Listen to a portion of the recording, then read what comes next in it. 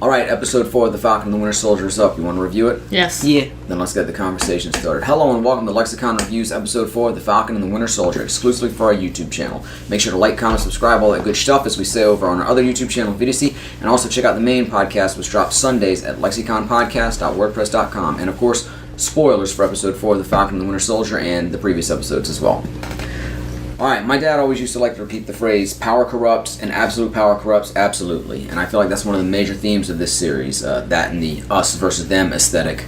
And I think this week's episode was also focused on motivation, and I believe, for that reason, in part at least, this was one of my favorite episodes because the characters and the show's motivation started to come into a clearer focus. Except for maybe Sharon Osbourne. Nope. No. What was that? No. Sharon Carter, who I feel like did almost a complete 180 from the way she was presented in the previous episode. Although I do still think when she told Sam that he needed to play it out, that maybe she's playing him. Yeah. And I still think she could be the power broker. That's a solid thing. Aaron could be the power broker. Zemo could be the power broker. Possibly. Quite possibly. He could be. I definitely don't trust He could have been working Sharon, from prison. That's definitely He could be. possible. It could be a Kaiser Soze thing. Okay. Usual Suspects. It's another movie you'll need to see. Okay, we'll make note of But it. I digress. I felt like in this episode with the Flag Smashers sort of decrying Cap and his shield as relics of a bygone era, I wonder if they're starting to signal a paradigm shift for the MCU. I don't know what that word means. Like they're sort of changing their focus and the way they present themselves, and it's going to be sort of a major rebranding for them. I mean, I doubt it. Same. And I mean, don't get me wrong, Yeah. I'm all for evolving and for introducing more diversity, but I hope they're not going to distance themselves so much from what they've built that it makes me feel foolish for ever caring about it in the first place. Because, I mean, Cap was my guy, and they have been careful to treat him with reverence in this series, at least the Steve Rogers version of Cap. But, I don't know, they're sort of going with a, no more heroes kind of aesthetic. I kind of like what we're seeing, because we're kind of seeing, obviously in the other movies we saw, the heroes and people loving the heroes and whatnot, and now we're seeing kind of the other side, we're seeing the people who didn't. I do like some, well, they did. I mean, the one Flag Smash he grew up idolizing Cap. And, I mean, Carl didn't seem to be against heroes, just against a certain kind of heroes. Yeah, but we're seeing more about what happened that 5 years and yeah, I mean, they're dealing with heavier and certainly more timely topics in the Definitely. series. I think they've done a pretty good job with it so far. We talked about that as far back as the first episode review and waiting to see how they handled it. And they're exploring some of the results, both intended and unintended consequences of the superhero society that Marvel's presented over these last 20 movies or so. I think they've been doing that since Age of Ultron, really. And I think at that time it was at least in part a response to the criticism that DC received overall, the mass destruction in Man of Steel. But now they seem to be really going deeper on it. I kind of like it, though. I think they've done well so far. I do wonder when Carly says people need... Well, it's not Carly, it's actually her associate who, if he had a name, I apologize, I didn't hear it. When he said that people need heroes that look more like them, I wonder if he was talking about this new version of the super soldiers that don't have these jacked up super physiques. Yeah. Like I said, the new super soldiers seem... Well, Nagel even specifically said that his superhero serum... Super soldier serum is what I was trying to say. Yes. That's the tongue twister. Super soldier serum. Triple S. It did make super soldiers that didn't appear to be freakishly large or super in any way. They just had normal-looking people who had the powers. Yeah. So what else did this episode bring us or bring out for y'all? Emotions. A lot of emotions. It was a roller coaster. The opening scenes showing Bucky's deprogramming I thought was really well done. Yeah, and Sebastian Stan was really good. I cried during that scene. I absolutely loved it. Yes, he very much did. Yeah, the emotional manipulation. Just the moment Bucky's sitting there like, I'm free, His powers to make people share emotions, like Blue Diamond. Oh gosh. Bucky is Blue Diamond, new they. I feel like all the acting in the series has been really good. I mean, I do have some qualms with Zemo, but I'll get to that in a minute. But overall, and even in Zemo's, because I think the acting is really good. Yeah. And the action in the series has been top notch. That's true. And as I say, the subjects they're covering and the aim of the story has all been fine. The direction of the story is fine. But I do feel like technically this is one of the worst Marvel productions, at least in terms of structure and pacing and even somewhat the more technical elements of the show. I don't think it looks as good as some of the others. I think it has some weird cuts and it's paced weird. And I mean, even looking at something like WandaVision, which turned out to be pretty empty and pointless at the end, for most of the series, say for maybe the last couple episodes, it was a much more fun ride and a much more well-produced and presented series, in my opinion. The pacing, I have to agree, is kind of odd. They jam-pack it.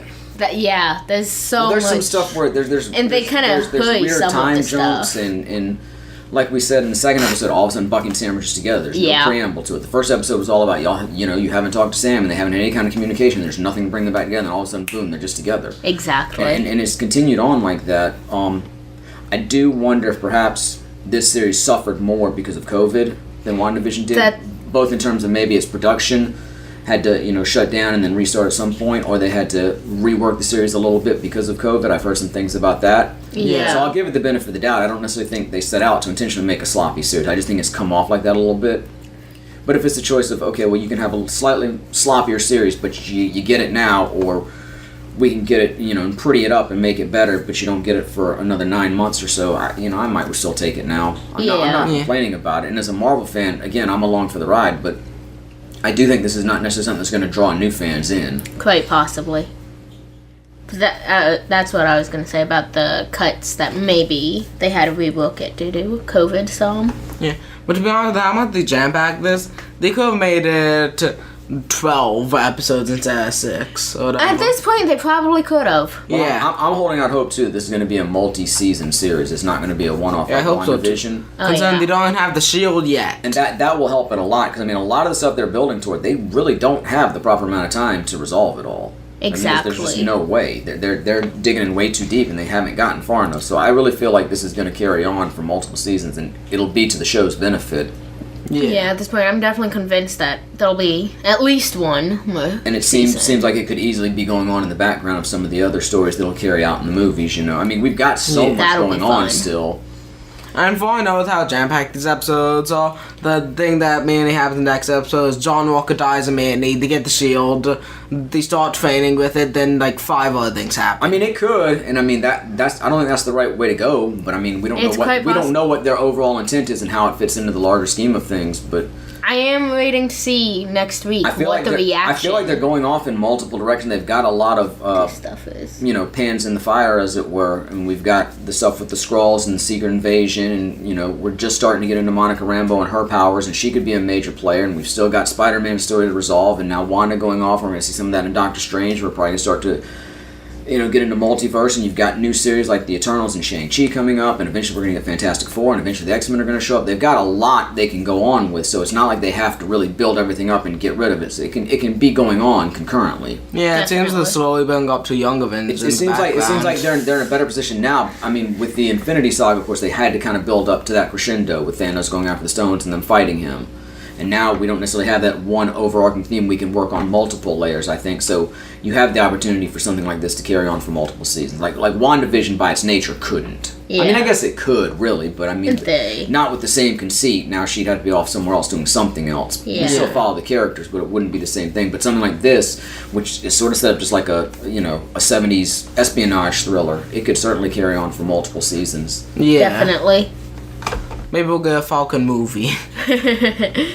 That would be great. It'd be fine, but I don't think you need it since you have the series to Yeah. do it. And like I say, I think once you're out from the shadow of COVID a little more, and you can carry on your production schedule as you plan it, and you don't have to make adjustments to your storylines for fear of... You said a Falcon movie. We could get a Bucky movie. More so Winter Soldier. It'll be his time as the Winter Soldier. We could get either one, but like I said, I don't think you need it. As long as you've got the series, you don't Oh, yeah, no, you definitely don't need Because even though I have some complaints about this particular series, and even though I had complaints about what WandaVision offered in totality once it was all done, you still have the opportunity to tell just as good a story and have just as good a presentation through these series as you would in a movie. Yeah. The series may be Even better because you have more time to flesh things out. Like, these are already jam-packed. Imagine how jam-packed it'd be in a movie. Like, two of my favorite television series of all time are MASH and The Odd Couple, and they're both based on movies, and the movies are well regarded, but I think the series are even better because you have way more time to flesh out the characters and find out more about them and really grow and expand the concepts. Yeah. But in a movie, they've been mad at for about 5 seconds. They weren't there that long. That's even shorter in a movie. I felt like Magic War was going to play a bigger part, and I guess it still is. I was going to say, very much still could. We don't know what Shit's about to jump off there, but... For I know Falcon will be like, yo, power broker, I need a power broker. Nice. I mentioned earlier that I had some issues with the Zemo performance, and it's not that I have a problem with the actor's performance. I think he's doing it well. And I don't dislike the Zemo character in the series, but I liked him better the way he was portrayed in Civil War, where he was way more reserved and more menacing for that. He had that scene in the courtyard with the kids. Yeah. When he offered the Turkish Delight and got the information from him, and I thought that was the closest to the Civil War Zemo that we've gotten in the series so far. And I would have liked to have seen, or I would like to see more of that Zemo. But I don't hate his performance. It's just that I wasn't really expecting him to be more of the comedy sidekick. And he's definitely got an edge underneath that. I'm not saying he's just a joke in the series, but he's more over the top in this, and I don't think a character has to be over the top to be entertaining. Yeah. I mean, we've had great over the top villains in Marvel, like Killmonger and Claw. You know, Ultron. Thanos, I don't think was too over the top in his performance, at least. But I do think maybe perhaps because Falcon and Bucky are both understated characters, neither one of them play it very over the top. Yeah. So maybe they felt the need to make Zemo be more over the top so that he stood out from them a little bit, and there was that contrast of here's the good guys and clearly he's on a different level. So you can make an excuse for that. And like I said, I think he's playing it fine, and it's entertaining. It's just I would prefer the other version of Zemo. Yeah, I don't remember the other version of Zemo that well, but to me, Zemo's kind of iffy. It's like, I kind of like you, but this is also kind of weird vibes that I'm getting. I can't wait to see more of him. Oh, definitely. Especially after this episode when he disappears. It's like, well, where did you go, sir? Into the sewers. Well, yeah. But you know. He's still on the Teenage Mutant Ninja Turtles. Zemo with the TMNT. I need a picture of Zemo with the TMNT. This is actually it. Bucky and Sam have to go fight Pennywise. Pennywise in the corner. Well, you know, TMNT is not a Marvel comic, but it was based off the story of Daredevil. Yeah. Interesting. You didn't know that? No. Like the radioactive chemical that affected Daredevil spilled down in the sewer, and that begot the Turtles. That was the concept of the original Turtles. I hardly know the story of Daredevil. He got hit in the face with radioactive. Nice. Do you guys, speaking of Falcon and Winter Soldier again, think it's interesting how venerated Steve is in the series? How they take great care to say Steve never got corrupted by the serum. You know, everybody, you know, hey, I used to be a Captain America fan, and even though Carly semi comes down on him for it and says, you know, his time is gone, she doesn't really denigrate Steve at all. Yeah. And it's just they're taking great care to hold him up while at the same time, you know, sort of decrying superheroes in general and the superheroes of his era. It's interesting. I do find it weird too when Zemo asks Sam, "Would you take the serum?" and Sam was just, "Nope." I do find that a bit strange. I do.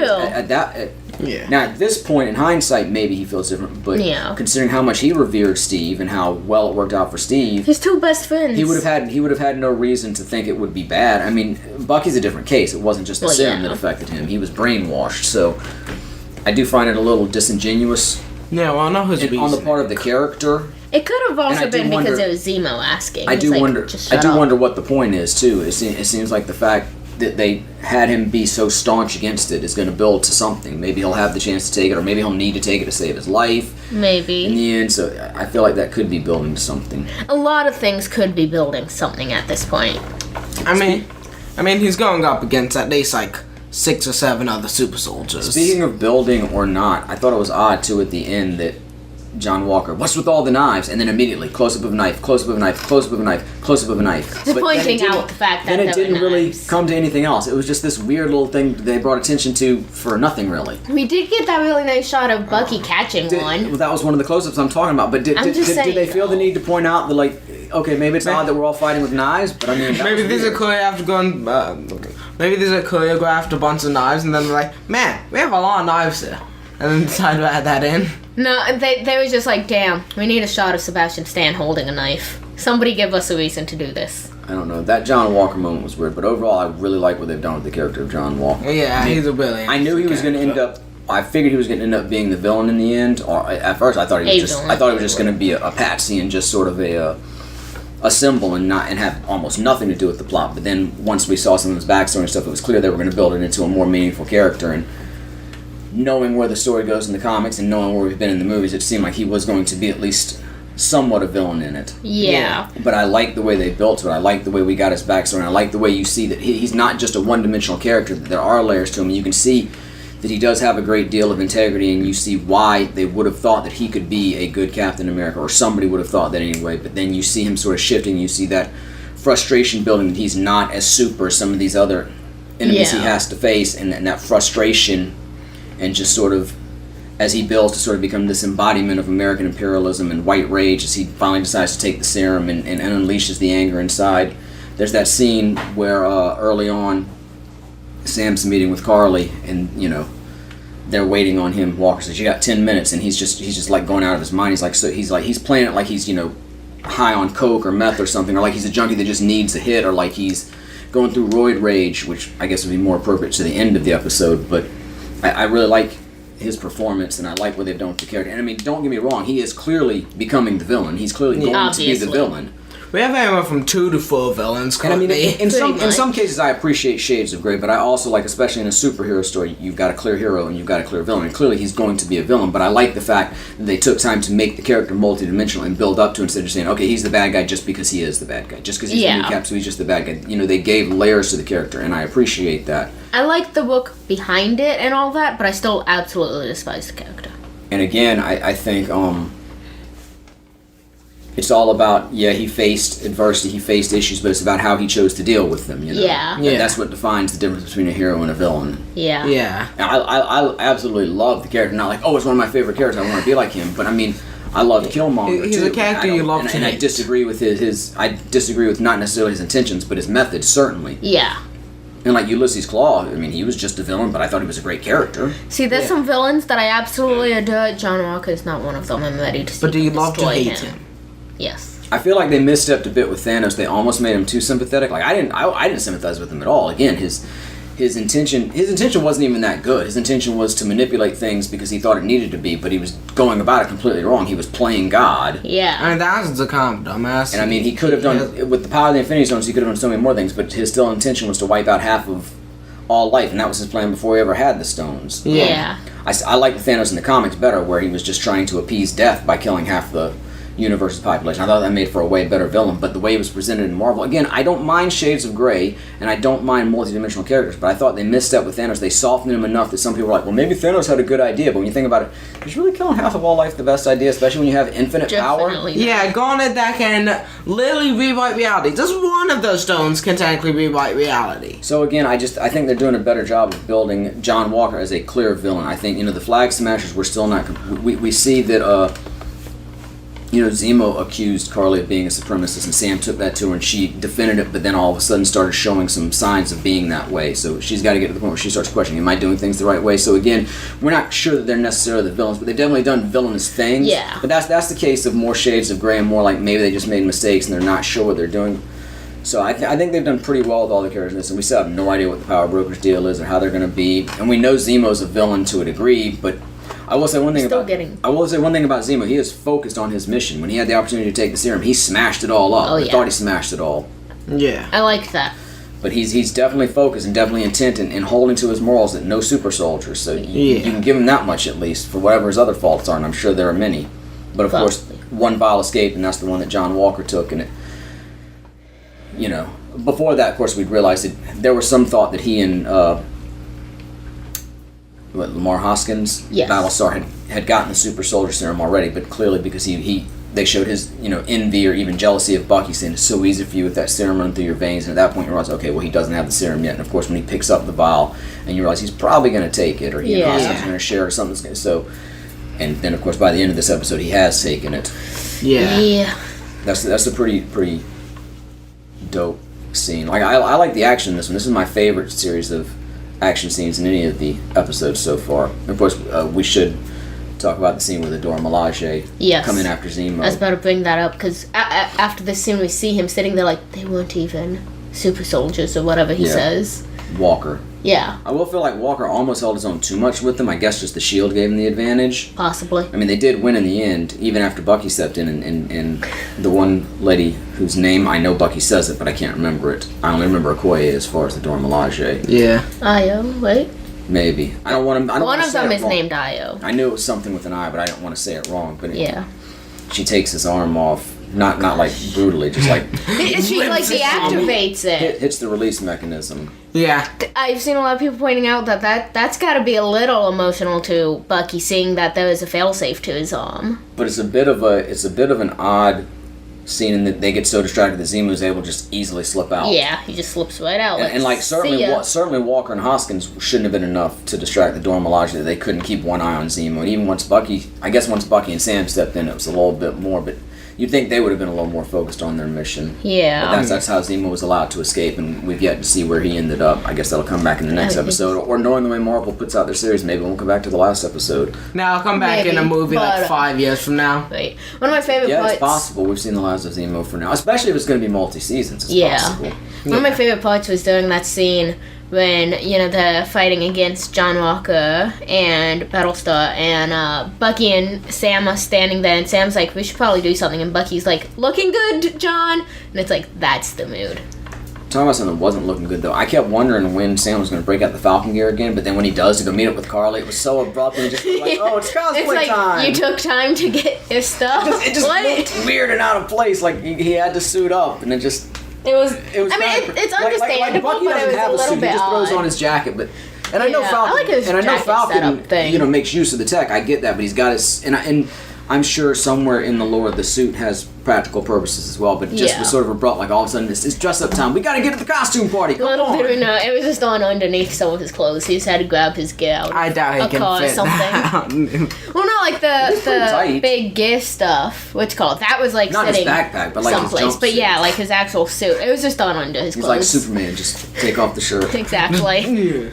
That's a scene I'd like to see. That rips off his shirt. Sam Wilson wearing his regular stuff, whips it off like. No, he just rips off his shirt, but then he forgot to put on his undershirt. Oh, that's awkward.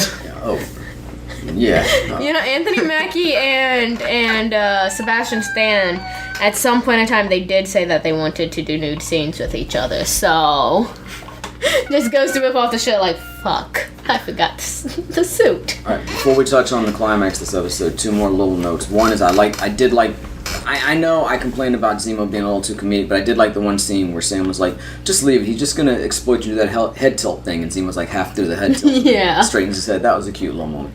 And I do think the use of characters' first names in this series is interesting. Because if you'll notice, it seems to either be...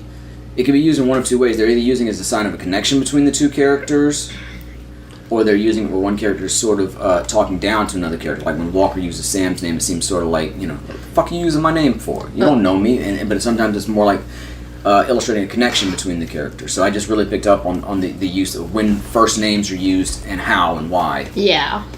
That takes me back to the moment when I forget how to pronounce them again.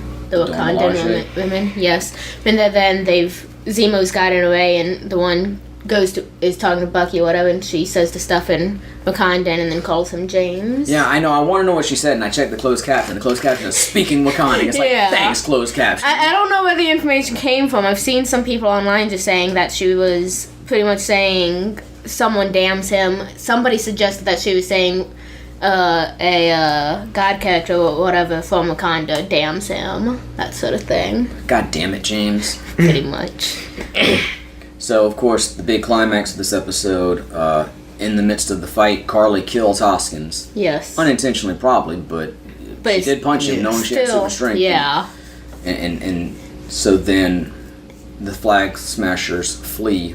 Yep. I struggled with that. Flag Smashers flee. Yeah. Flag Smashers flee. But then John, Sam and Bucky, they all kind of John goes full rage after him and busts through a window. He catches up to her compatriot first, takes him down with several hard shield shots, and beats him to death with the shield. Yeah. Sort of in a scene sort of reminiscent of Steve taking the shield down on Tony's chest in Civil War, but the difference being in Civil War, Tony had armor on. Yeah, but I mean, Steve got to the point that he went through the armor, but he stopped. To a degree, but it was just one shot down, and he left it and went away. Yeah. And Walker continued, and that haunting image of him standing there with the bloody shield, which I thought blood was on the shield. Yeah, that's a. I mean, come on, how symbolic is that? They've talked about all the darkness and missteps behind the veneer of the heroes. So I mean, obviously, a lot of symbolism there. Not just in John going over the edge, but in everything that S.H.I.E.L.D. has stood for and represented both good and bad. So yeah. And of course, everybody was filming on their cell phones. So, yeah. And now it's going to change the image of Cap, of new Cap. That, like I said, that's a big thing that I'm interested to see next week. I did find it sort of strange that Carla just stood back and watched it happen. Yeah. I mean, I guess she was scared, but I think she was a bit shocked, fuck. It's going to be interesting to see how that affects her character going forward, that she didn't step in when she could have. Yeah. If she had a Glock, she could have stepped in.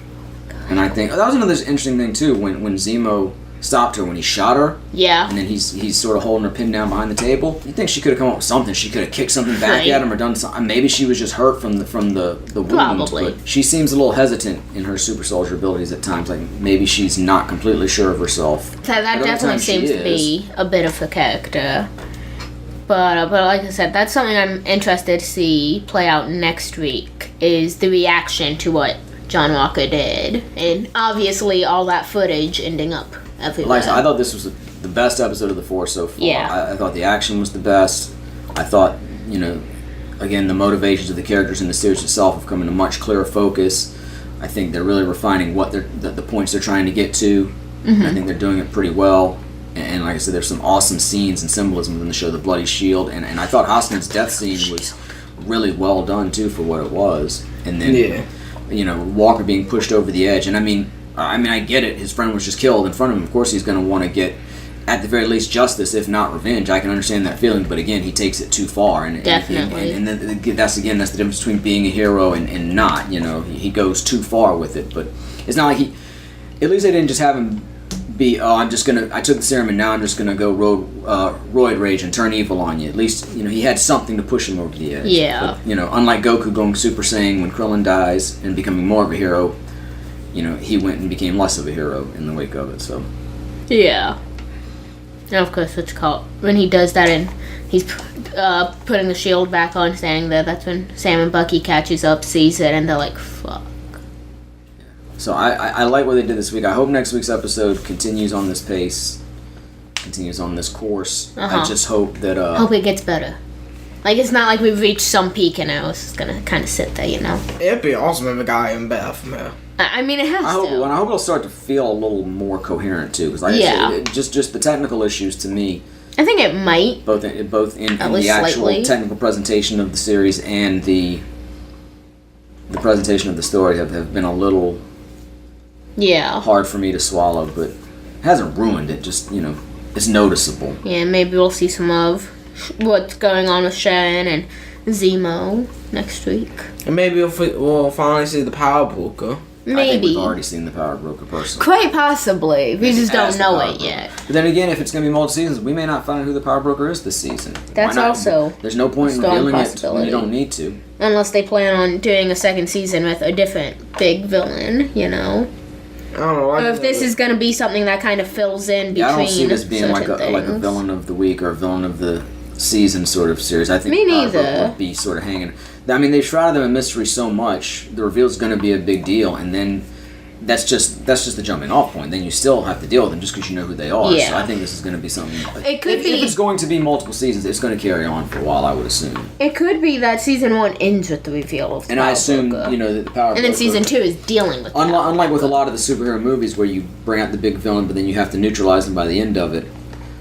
I don't think, even if it doesn't continue on as a series, they didn't necessarily have to neutralize this villain. They could carry on in the movies and whatnot as well. So I think the Power Broker's going to be around for a while. But that's just the way I feel about it. We'll have to see how it plays out. Yeah, I was going to mention an interesting thing, semi-related to the episode, but not actually part of the episode, was the day before the episode came out, they released a website involving all this. And at launch, they had references to Shang-Chi and X-Men on the site, which was deleted hours later. Well, Madripoor does connect to Wolverine. Yeah, but we just found it interesting. And on some of the wallpapers, I'm pretty sure you can see the Power Broker's eyes in the background. At least I assume it's the Power Broker since... I know you guys have a video up on VDC that shows some of the secrets you found there. Yes. Yeah. Y'all can check that out. Links for videos here in the description here. And one more thing I wanted to say that I really liked in this episode, when Carly and Sam are having their heart-to-heart. And she says, "But Sam, what if I'm making the world a better place?" He says, "Not if you're killing people. It's just different." I really like that exchange right there. I thought that was that's maybe the best piece of writing in the series so far. I thought that was just brilliant and eloquent and perfectly stated. Yeah. I also like how Sam... Especially the way it sort of mirrors what goes on with John at the end of the episode. I also like how Sam talks about how he agrees with the one aspect of he it, agrees but with not... her aims, but not her methods. Yeah, the I don't know if methods. that's the exact wording, but that's what he was getting at. And then that's kind of what, we see that a lot with the different heroes and the way they're sort of juxtaposed with each other and their methods and what it's taken to get where we are and where we go from here. So it was just something nice that I enjoyed. I enjoyed the whole episode, though. Good All right, episode. so we got off on a high this week. Hopefully next week we'll continue. Yeah. Hopefully you'll continue to check out our reviews here on the YouTube channel and, of course, the podcast, which will drop tomorrow if you're hearing this when it goes up. These go up every Saturday, and the new podcasts go up every Sunday. As I said before, make sure to like, comment, subscribe, all that good stuff. Thank you for watching. Thank you for listening. And this is LexiCon concluded. Bye.